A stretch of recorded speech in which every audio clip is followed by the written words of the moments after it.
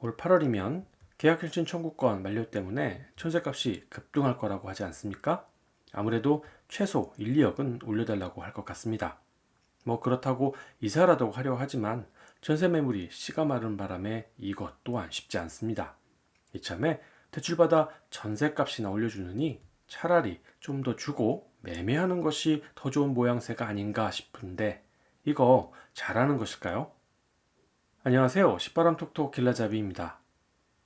갱신 만료 시점, 그동안 눌렸던 전세가가 시세에 맞춰 급등할 것이라는 우려는 벌써 지난달부터 이야기가 되기 시작했습니다. 더군다나 둔촌주공과 같이 재건축 중단으로 인해서 일반 분양도 줄어든 데다가 전세 물량도 많이 줄어서 다음 계약 연장은 어떡할지가 한 걱정입니다.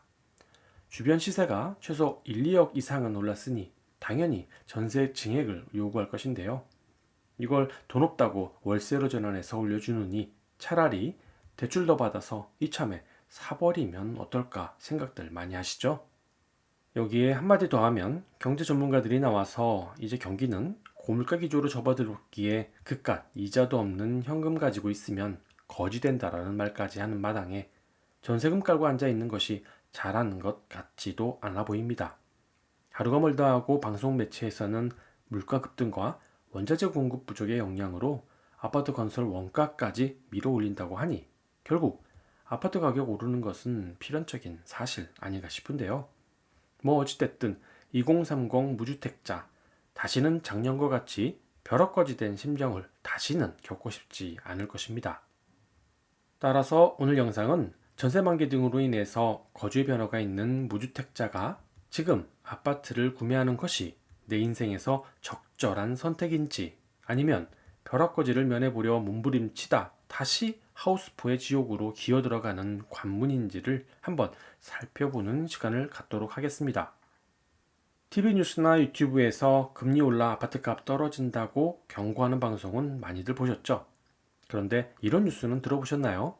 금융당국이 2020년 4월 코로나 확산 이후 완화했던 유동성 커버리지율, 즉 LCR과 예대율 규제를 다음 달부터 다시 강화한다는 이야기입니다.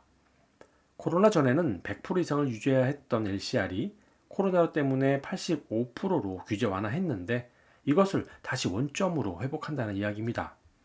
내용이 어렵지만 쉽게 설명하면 요즘 국내외 경기가 쉽지 않습니까? 경제 위기 시 뭉칫돈이 한꺼번에 빠져나가는 유동성 위기가 발생하더라도 이 시기를 버틸 수 있도록 은행은 돈을 비축하라는 이야기입니다.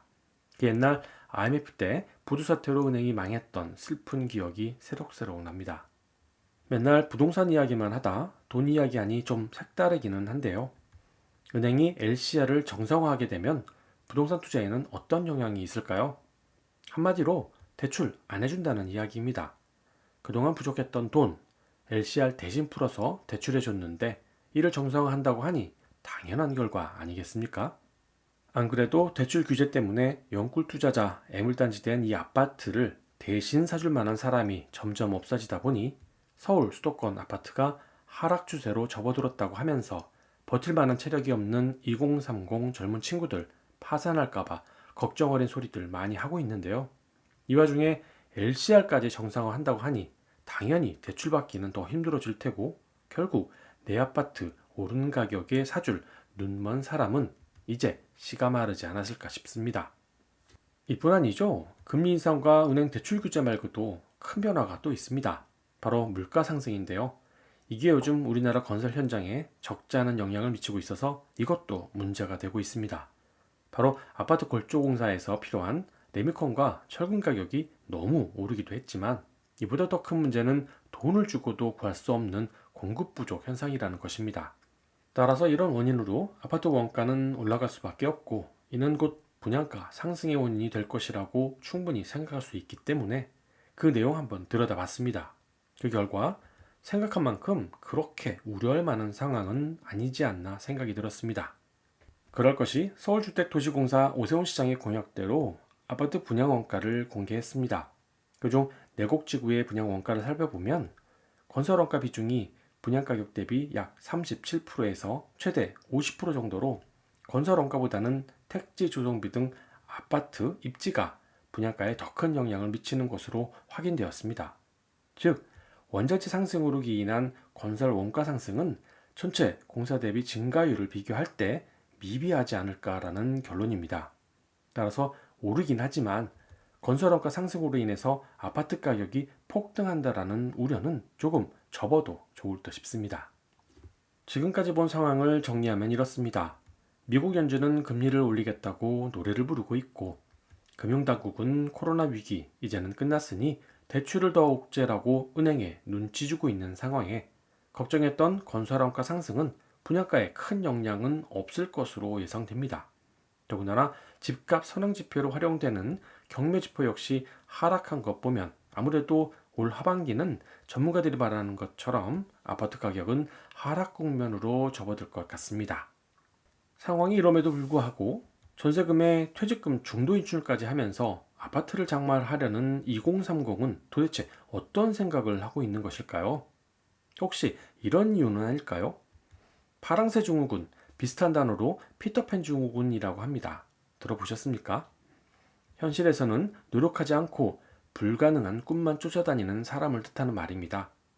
상대적으로 벼락거지가 된 상황을 모면하기 위해 뒤늦게라도 한탕주의에 빠져 부동산을 기웃거리는 것도 파랑새 증후군의 초기 증상이라고 하는데요.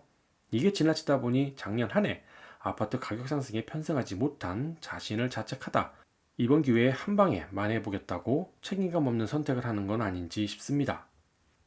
그 대표적 사례로 감당도 하지 못하면서 안 되면 그만이지 하는 무책임한 태도, 일 저지르고 나서는 나몰라라 하며 이런 내용이나 물어보니 말입니다. 아마도 2030 영끌이 갭 투자 후 늘어난 빚이 감당이 안 되자 파산 신청을 할 수 있느냐는 질문입니다. 사실 건전한 생각과 바른 생활을 하는 2030이 훨씬 더 많은 것으로 압니다만 상황이 하도 기가 막혀서 불편하지만 내용 한번 올려봤습니다. 다시 처음 질문으로 돌아와서 현재 전세 살고 있는 2030이 계약갱신 청구권 만료 시점으로 인한 전세금 인상과 더불어 심각한 전세난으로 인해 차라리 아파트를 매매하는 것은 어떤가? 라는 질문을 시작했죠. 한번 따져볼까요? 아직 젊으니까 30평이 아닌 23평이라고 가정하고 현재 서울 끝 언저리 언덕에 있는 아파트일 경우 현 시세가 약 7억 정도 합니다. 여기에 2+2년을 살았으니 2018년쯤일 테고 그때 매매 가격은 많아야 4억 5천 정도 됐을 것이니까 초기 전세금은 대략 한 3억 정도 될 겁니다. 2020년 서울 아파트에 거의 2배는 올랐으니 여기 전세금도 대략 1억은 더 올려달라고 할 겁니다. 우울한 마음에 우리 2030 기형 대출받는 거 확 사버릴까 생각해서 자기 자본 3억에 추가 4억을 더 대출받으면 되나 싶겠지만 은행에서는 최대 2억 5천밖에 대출 안 해줄 것이고 나머지 1억 5천은 신용대출에서 잔금 치러야 할 처지일 것입니다. 이게 무슨 상황일까요? 마치 난 아닌 것 같지만 영끌이 괜한 영끌이겠습니까? 이게 바로 내 의지와 상관없이 흘러가는 영끌 투자 방법입니다. 올 연말이면 이자가 대략 7% 정도 된다고 하니 4억에 7%면 월 230만 원이나 되고 원금 상환 30년이라고 하면 월 120만 원을 상환해야 하는데 이거 합치면 총 월 350만 원이나 됩니다. 우리 잘난 2030이 대기업 대리라고 가정해서 세후 월 500만 원 정도 받는다고 가정하면 이제 대출 갚으면 월 150만 원 남습니다. 이거 가지고 차 할부 내고 아이 분유값 내고 하면 뭐가 남겠습니까? 이런 상황을 가난하다고 하고 전문용어로 하우스 푸어라고 합니다. 이제 어쩔 수 없죠. 아이와 더 시간 보내기 위해 회사 그만두겠다고 하는 아내에게 조금만 더 힘내라고 하며 맞벌이 좀 더 하자고 말하는 수밖에 더 있겠습니까? 아이만 더 불쌍해졌습니다. 그런데 요즘 경기가 만만치 않죠. 정부야 국민 안심시키느라 말을 안 해서 그렇지 은행에선 이미 경제 위기를 대비해서 돈을 끌어모으고 있는 상황 아닙니까? 더군다나 일부 전문가들은 스태그플레이션까지 예고하고 있지 않습니까? 이 정도 되면 경제 불황 때문에 당신이나 당신 와이프 청길 낭떠러지 외줄타기 하다가 둘 중 하나 회사에서 구조조정이라도 당하는 날엔 그 집안 풍지박살 나는 것입니다. 난 아닐 거야 라고 생각할 수 있지만 지금 명퇴당한 기성세대가 게을러서 또 능력이 없어서 퇴직당한 게 아닙니다. 다들 열심히 살면서 자기 개발 또한 열심히 했지만 세월이, 상황이, 내가 원하고 생각하는 것처럼 되지 않았기 때문입니다. 여기에 당신도 예외는 아닐 겁니다. 잘난 당신이 이 정도로 상황이 악화되었다면 더 못난 2030은 이미 떨어져 나갔을 것이고 그들 집은 벌써 복덕방이나 경매시장에서 헐값으로 휘둘리고 있을 것인데 이제 당신이 급하다고 이 혼돈의 시장에 급매로 내놓아본들 그게 거래라도 되겠습니까? 그런 와중에도 은행에선 350만 원 대출이자 연체됐다고 몇 번 독촉고지서 보내오고 그것도 잠시 얼마 안 있으면 이미 경매한다는 송달 서류 넘어오면 아, 이게 인생이구나 하는 쓴맛을 보게 됩니다. 따라서 갭투자, 연끌투자는 지금 같을 때 사용하는 것이 아니고 다 시기와 때가 따로 있는 것입니다. 불행한 상황 설명 더 해봐야 뭐 좋겠습니까?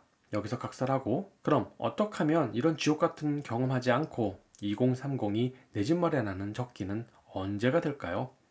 그 답은 아주 간단합니다. 지금 전 세계가 이슈화되는 사건에 대해서 잘 주목했다가 단계별로 해결되는 결과를 잘 보고 그때 가서 움직이면 됩니다. 어떻게요? 첫 번째는 바이든의 합의 결과에 주목하세요. 바이든 미국 대통령이 내달 사우디를 방문한다고 합니다. 사이도 안 좋은 두 정상이 왜 만나겠습니까? 미국 내 급등하는 물가 잡겠다고 원유 중산 부탁하려고 하는 것 아니겠습니까?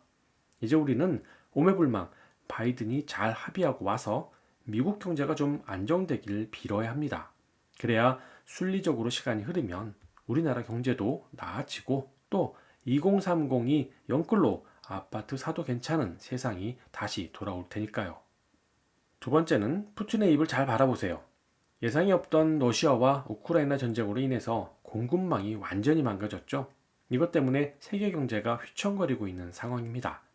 이건 그 양반 아니면 할 수 있는 게 아무것도 없습니다. 따라서 푸틴이 이제 그만 할 때까지 매수 결정은 좀 더 기다려야 할 것 같습니다. 정리하면 바이든이 석유 중산 잘 협의하고 푸틴이 전쟁 그만한다는 소식이 뉴스에 들리면 주말에 근처 공인중개사 사무소에 들려서 원하는 아파트 가격이 얼마나 떨어졌는지를 먼저 확인해 보세요. 그리고 한참 있다 뉴스에서 미분양이라는 단어가 흘러나올 때쯤이 되면 인근 신축 아파트 분양사무실로 달려가서 혹시 미분양 나온 게 있냐고 재확인하는데 거기서 신규 물건 많다고 이야기하면 그때 가서 내가 제일로 마음에 드는 물건 콕 집은 후에 꼭 깎아서 매매하면 될 것 같습니다. 오늘 영상은 여기까지입니다. 집 때문에 고생하지 않는 세상이 좀 빨리 왔으면 좋겠습니다. 더 좋은 영상으로 찾아뵙겠습니다. 시청해주셔서 감사합니다.